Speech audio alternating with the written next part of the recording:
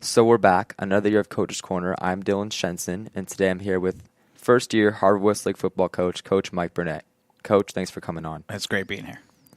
So I wanted to start with a more personal question. You came back from Virginia back to the West Coast. How's that been? How's the adjustment been for you?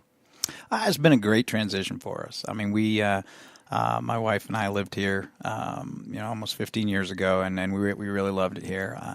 We moved back east to be closer to our families, and it was a good place at the time to raise our boys. But having the opportunity to come back to California has been great for us, and we've loved it. Also, Coach, you are the only program head to be a academic teacher as well, and I was wondering why that was so important to you when you came to the school and how that's been going so far. Well, it's always been one of my passions is the idea of a student athlete. As I've loved teaching as much as I love coaching, and I think sometimes we separate the two when really great teachers are great coaches, and I think great coaches are great teachers. And so for me, to have the opportunity to do both, and I think that's honestly what makes Harvard-Westlake so unique is the excellence on the field and off the field, and that's something that most schools have really not been able to achieve. Certainly not at the level this school has, and for me to be a part of that and part of the development of the players as people and as students and as productive members of the community is really important to me.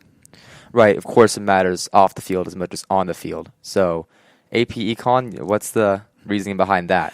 Well, I was an economics major in college, and I got into teaching that almost 20 years ago, and it kind of became my passion. And it's really fun to get to see our athletes in a different environment than some of the other coaches might get to see. In the sense that I can apply, especially with economics, economic reasoning to decision making. Economics is so much about how you allocate your resources efficiently to satisfy your wants, and there's certainly a lot of that going on the football field. When we got to make tough choices and decisions and personnel, and it's fun for me to be able to use those examples and to teach and to show them and. Really tie the curriculum into their passions, which is, to me, what all great teachers here do. I'm able to just actually do it maybe a little bit easier because I get to go do it in the afternoon after teaching them in the morning. It must really help the learning process to be able to connect something like that, connecting football to something like economics, not something that all teachers think of. It must be really good for the students. Yeah, I think that's what's enjoyable about teaching, and it doesn't have to be football. There's plenty of economics in art and in literature and in film and all the things that kids have passion for. And so, that's what leads me to economics, which, a lot of people, think of the economics professor they had in college and how boring they were. And I certainly wouldn't argue with that in my experiences, but it doesn't have to be that way. It's a class I think that has relevance to really everything that we're going to do. Even if you're going to be a great surgeon, there are economic issues that are going to come into play to you being successful. And so for me, that's where my passion lies off the field. And so it's really been a nice fit for me. I'm sure, and it's very important life skills, and I think a student would rather have an enjoyable class than to sit through a drag for 45 minutes. So that's great. Well, you would know more than me, So I think you're absolutely right. I mean, these classes the pace of school here is very fast. The students are so impressive, as are the faculty, that you got to make sure you take time to smile and enjoy it, I think. Coach, it's not just you in the program, it's your whole family. Your wife is very involved, your boys are part of the program. What does this do to make like a family atmosphere for the whole team? Well, that's why I think I've always gravitated towards football. I think it's a sport that lends itself to community and the necessity of family, and we talk about that. What does that word mean? And the sacrifice and the commitments that everybody's on board. And I think my family. That's why I hope we've been very successful as a family because of that. I'm so excited and blessed to have the opportunity to have my boys come here and have my son play for me. I'm also unbelievably lucky to have a supportive wife who, she on Thursdays before the game, she cooks a team meal, pasta for the entire team and coaching staff, and they come to our house. And I think it's something that we enjoy, and it's not just eating the food. You can eat food anywhere, but it's something that I think our society has become very fragmented, and people spend a lot of time alone, whether it's technology or traffic or reasons that they do. And it's certainly nice that we get to spend time, I think. And that's how you build relationships. over time, and that's the environment that we're hoping to create here. A lot of teams use the word family. I try to tell our boys, when we use it, let's mean it. Right, especially football. It's such a big roster, so you really depend on the players around you. And just to have that bonding time, what does that really mean for the players? Well, it's everything. It's trust. And for me, like I said, that's why I love the sport. Sports are great. I love all sports, but a lot of them are individual based, and they're relying on one or two people. And we cannot be successful without that true bonding and relationships and trust that we have in each other. And so, that's where it starts and ends. And I certainly tell them I couldn't be a successful teacher and a successful coach, without my family. My parents are watching your broadcast from Maine, because then they're going to stay up until 1 a.m. because that's who our family is.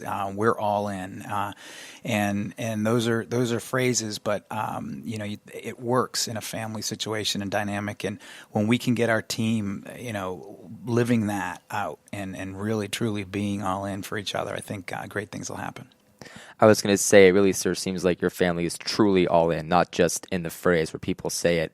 And I'm sure that's great for the team. They're going to start picking each other up as the season gets on, and it should make you guys only better and better as it goes. Yeah, exactly. It's a long season, and football's a tough sport. It really is. It's physically demanding and kind of exhausting, and we only get to play 10 games. We don't get one practice in a game and 2 practices in another game. It's really all about these moments, and so you got to be there for each other to push yourself through the hard times. Absolutely. And now going to your team, you guys are 3-2 now on the season. You lost your first 2, and now you've won your last 3. And statistically speaking, the conversion rate on third down has been much higher on the wins. What's been the difference for the third down offense? Yeah, I think a lot of that is the first couple games and learning our system and expectations of us and who we're going to be as a team. I think those first couple games, I think there's a little bit of a confidence problem. We had some opportunities to win those games and a little bit of adversity. We didn't handle those situations the way I wanted to, but we've done a great job of bouncing back from that the last 3 weeks. That's great. And speaking of that offensive system, your running backs have been incredible. Most namely Sultan Daniels. He's been averaging 123 rush yards per game, and he's already gotten a touchdown 8 times off the ground. So how has he been for the team in terms of a leadership standpoint? He's a senior this year. Well, he's a tremendous person, first and foremost, and I think that's what it's so great to see him have the on-the-field success. I think a lot of it's the system that he's in. His skill set really fits in quite well with what we want to do, and it's enabled him to do some things that he hasn't been able to do in the past. I think you're going to see that success continue because he's a hard worker. He's a smart player, and he's really working to be better every week. Speaking of the system, as I just talked about the running backs, the running game, you guys have run the ball 179 times in just 85 pass plays so far this year. Is that a trend we can expect to see continue? Well, statistics are good. They can mislead a little bit. I think the last couple games, we had the game in hand, and when that happens, we're going to run the ball a little bit more. We like to be balanced, and I think if you look in when the game is still up for grabs, I think we're a pretty balanced team, and we'd like to stay that way. If things dictate that we have to run more, throw more, I think we hopefully have the ability to do that. Right, and speaking of for tonight's game, you guys are playing the St. Francis Golden Knights, and they're a really good offensive team. According to the stats, they're 400 yards per game offensively. So what's the game plan to slow that down? If you have one, let me know. But yeah, and that's the challenge. I think the challenge for us is going to be more consistent defensively. I think if you looked at the first 5 games, that's the biggest difference. We gave up a lot of yards in the first couple weeks. I think stopping them from running the ball. They're a big, strong team, and they're going to try to establish that. And if they do, it's difficult to defend because then you have to commit players to stop the run, and that's going to give them opportunities to throw. And to be honest, it's a game plan I'm pretty familiar with. It's one that I hope we can use and get better at as we move forward. But that's what makes a team tough to defend is when they can both run and throw and have the tools to do that effectively. Right. So who on the team so far this season have kind of surpassed expectations, have had a big impact on the field? Well, I think, Sultan, and again, statistics show that Sultan has had a great start to his season, but I think also that's a testament to the offensive line. I think that, that their play this year, when I compare it to the past, having watched film, is really pretty impressive. I think they've worked very hard to learn an entirely different system. It's hardest on them, and I'm really proud, of Kyle Herlihy.